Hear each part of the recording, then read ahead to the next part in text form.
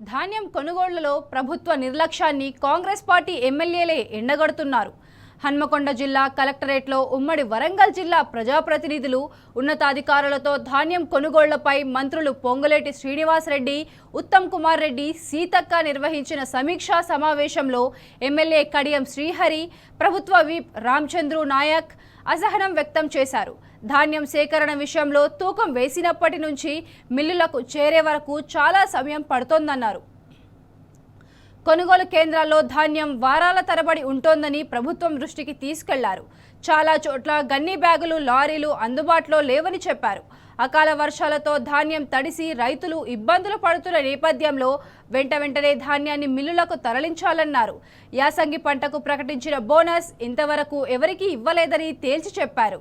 ఇక జిల్లా కలెక్టర్లు, ఇతర ఉన్నతాధికారుల దృష్టికి రైతుల సమస్యలు తీసుకెళ్లినా పట్టించుకోవడం లేదంటూ విప్ రామచంద్రు నాయక్ ఫైర్ అయ్యారు.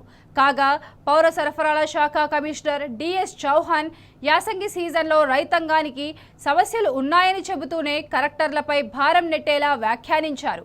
గన్ని బ్యాగుల సమస్య అంతటా ఉన్నట్టు ఒప్పుకున్నారు.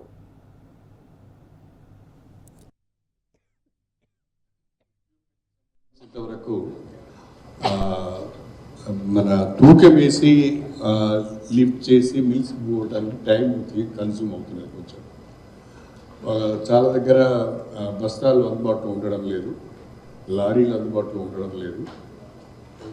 దీన్ని స్పీడప్ చేయవలసిన అవసరం. ఉదాహరణకు మా ఒక్క జనగామ జిల్లాలోనే నాకు తెలిసి ఈ యాసంగిలో 1,80,000 మెట్రిక్ టన్నుల ప్యాడీ వస్తుంది. దాన్ని మనము కొనే పరిస్థితిలో ఉండాలి. రెండవది, ఉదయం అంతా మంచి ఎండ కొడుతున్నది, సాయంకాలం కాగానే ఎదురుగాలు వర్షం వస్తున్నది, రైతులు కొంత ఇబ్బంది పడుతున్నారు.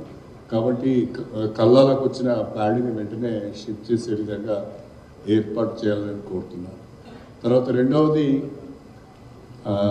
యాసంగి కూడా మనం బోనస్ ఇస్తామని ప్రకటించినాము, కానీ బోనస్ ఇప్పటివరకు ఎవరికి ఇవ్వలేదు. కొంచెం ఆ బోనస్ కూడా స్పీడప్ చేయండి. కొనుగోలు కేంద్రంకి వచ్చిన ధాన్యం వీక్ డేస్ కంటే ఎక్కువ ఉండకుండా చూడండి. డెఫినెట్గా సార్.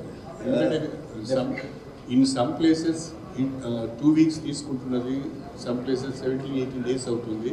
దాంతో ప్రాబ్లం అవుతుంది. కాబట్టి సార్, ఇప్పుడు అకాల వర్షాలు వచ్చే సీజన్, కొంచెం లారీలు కాంటాలైన ధాన్యం కేంద్రాల్లోనే మరి ఆగిపోతూ ఉన్నాయి.